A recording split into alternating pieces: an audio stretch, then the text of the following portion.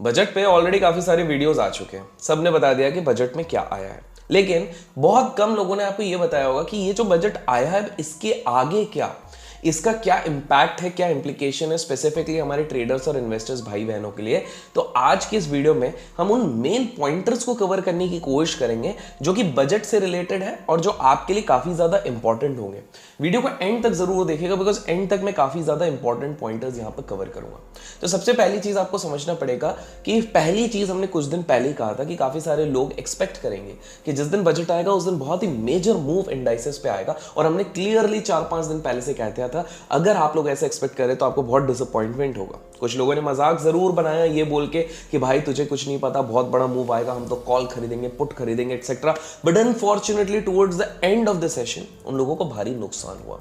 दोस्तों इसलिए कहते हैं कि कभी कभार अनुभव आपको बहुत ज्यादा हेल्प आउट करता है, और इस तरह के अनुभव रिलेटेड वीडियोस के लाइक जरूर कीजिएगा। तो पहली चीज समझिए ये एक इंटरिम बजट था, ये एक शॉर्ट टर्म प्लान था जो पिछले अगले 2 से 4 महीने तक के लिए रहेगा, और एक क्विक फिक्स है बिकॉज इलेक्शन कमीशन एक सिंपल सी चीज कहती है कि आप कोई भी मेजर चेंजेस नहीं कर सकते हो जिसके कारण इन्फ्लुएंस हो वोटर्स, बिकॉज ये इलेक्शन ईयर है तो कहीं ना कहीं इसके काफी सारे पैरामीटर्स होते हैं जिनको उनको ध्यान रखना पड़ता है, इसलिए कोई मेजर डिसीजन नहीं ले सकते। लेकिन इंटरिम बजट से आपको कहीं ना कहीं एक रफ आइडिया जरूर लग जाता है कि जो गवर्नमेंट अभी रूलिंग गवर्नमेंट है if it comes into the power कौन से एरियाज उनके फोकस में रह सकते हैं, और यहां पर हम उसी के थ्रू समझने की कोशिश करेंगे कि शेयर बाजार पे या ओवरऑल आपके फाइनेंसेस पे किन किन एरियाज पे इंपैक्ट पड़ सकता है। तो सबसे पहले आप समझिए कि इधर बात करी गई कि 34 lakh crore rupees directly transfer किए जाएंगे पीएम जन धन अकाउंट्स में, जो कि under direct benefit transfer DBT वाला इनिशिएटिव के थ्रू इसमें ट्रांसफर किया जाएगा। इसके बारे में बात करी गई है। इससे पेमेंट्स टाइमली होंगे और फ्रॉड्स को यहां पर कहीं ना कहीं रोका जाएगा। तो पहला सवाल आपके दिमाग में ये उठता है इसका किस सेक्टर पे इंपैक्ट होगा, क्या हम पे इसका इंपैक्ट होगा? ऑनेस्टली स्टॉक मार्केट पे इस पर्टिकुलर सेगमेंट का कोई इंपैक्ट नहीं होगा।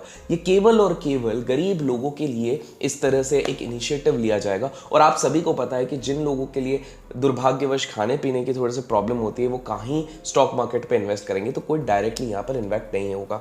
नेक्स्ट चीज जो बात करी गई वो बात करी गई थी कि डायरेक्ट फाइनेंशियल असिस्टेंस प्रोवाइड किया जाएगा 11.8 करोड़ फार्मर्स को अंडर पीएम किसान सम्मान योजना के अंदर। क्रॉप इंश्योरेंस दिया जाएगा 4 करोड़ फार्मर्स को, 30 करोड़ मुद्रा योजना के थ्रू लोन्स दिया जाएगा विमेन एंटरप्रेन्योर्स को। क्या इन एरियाज का स्टॉक मार्केट पर डायरेक्ट इंपैक्ट पड़ेगा?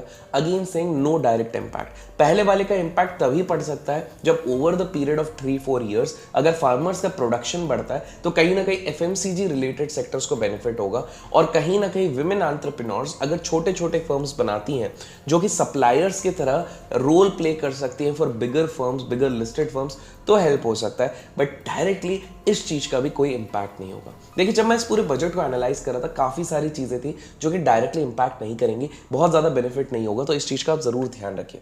अगले पॉइंट की तरफ हम चलते हैं। तो अगला पॉइंट था एफडीआई रिलेटेड।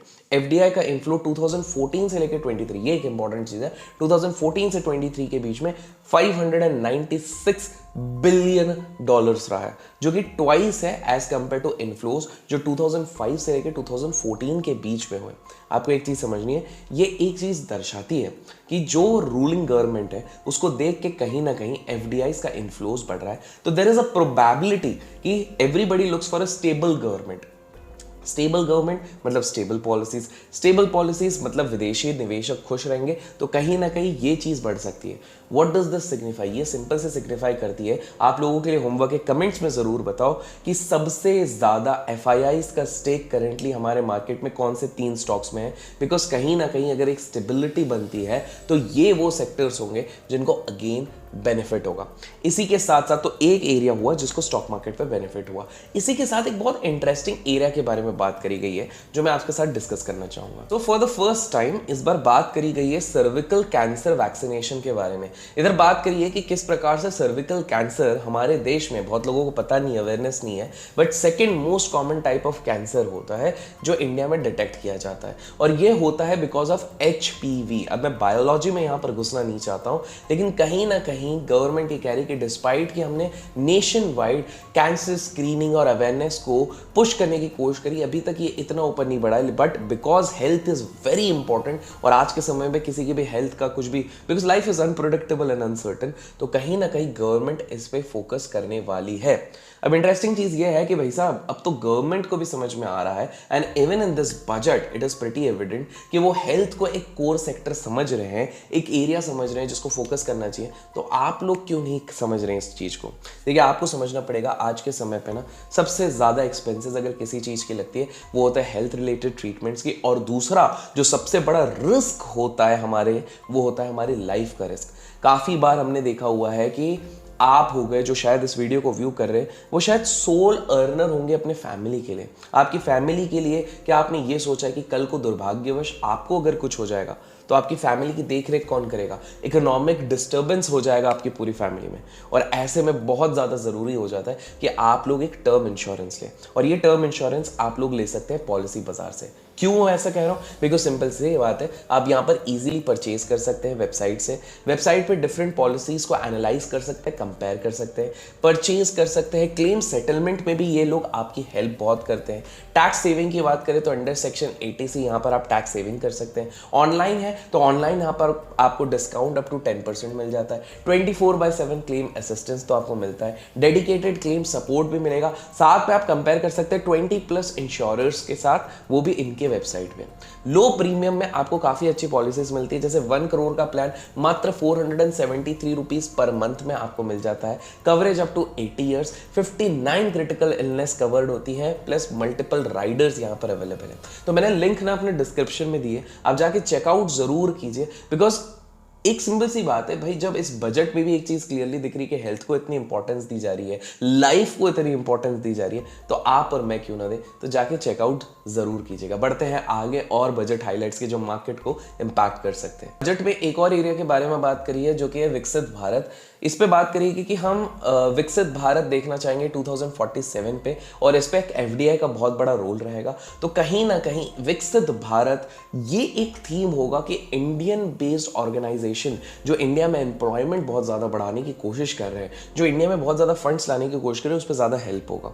और कहीं ना कहीं अगर आप टोन समझते हैं इस पूरे बजट की, तो इंडियनाइजेशन पे इतना ज़्यादा फोकस हुआ है कि एक सेक्टर जो उभर के आ सकता है, अगर हमारा एक फाइनल बजट जो जुलाई के आसपास आएगा, अगर वहां पर ये देखी जाती है, तो वो रहेगा पीएसयू सेक्टर।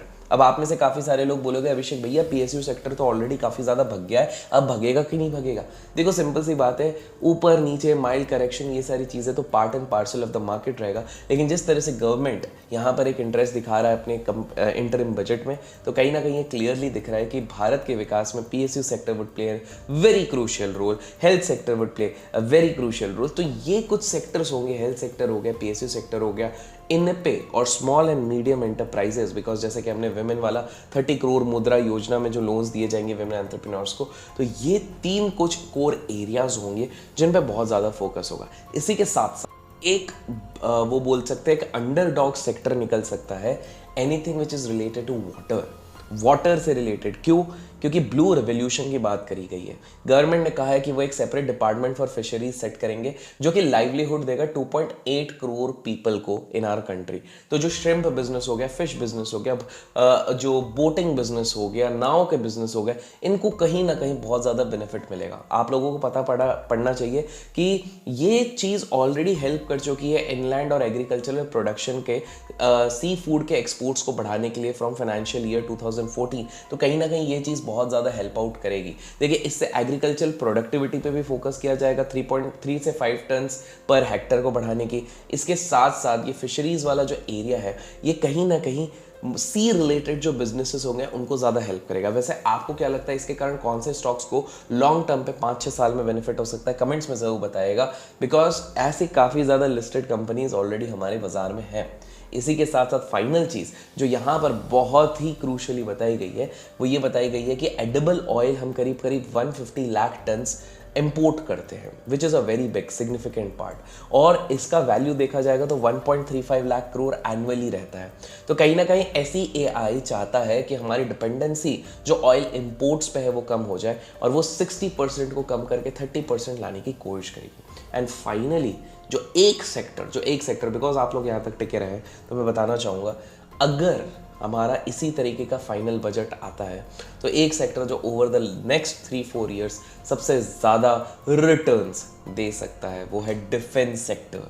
जी हाँ, गवर्नमेंट ने क्लियरली कहा है कि 1 lakh crore plus research and development of defence technologies and defence sector में वो लगाएंगे, जिसका मतलब सिंपल सी बात है एआई का, टेक्नोलॉजी का काफ़ी इस्तेमाल होगा, रोबोट सोल्जर्स का इस्तेमाल होगा, एक्सोस्केलेटन्स का इस्तेमाल होगा, इस तरह से डिफेंस टैंक्स हो गए, मिसाइल्स हो गए, इन सारी चीज़ों का काफ़ी ज़्यादा इस्तेमाल होगा। तो defence sector would be very important. तो नटशेल में बात करूँ तो डिफेंस सेक्टर एक बहुत इंपॉर्टेंट हो जाएगा, एसएमईज एक बहुत इंपॉर्टेंट एरियाज हो जाएगा, एफएमसीजी अगर फार्मर्स को बहुत सही तरीके से सपोर्ट मिला तो वो एक सेक्टर हो जाएगा। एंड फाइनली इस बार काफ़ी ज़्यादा चीज़ें, because it was an interim budget, तो ईवी एंड इसके बारे में बात नहीं की गई है, बट हाँ एक सिंपल सी बात है कि विमेन एम्पावरमेंट की जो बात करी गई वो काफ़ी अच्छी चीज़ लगी है। आपको इस बजट में सबसे अच्छी चीज़ क्या लगी कमेंट्स में ज़रूर बताएगा। और हाँ, जैसे कि मैंने बताया, जब गवर्नमेंट खुद कंसिडर कर रही है हेल्थ को एज एन इंपॉर्टेंट एरिया, तो आप लोग क्यों डिनाई करेंगे।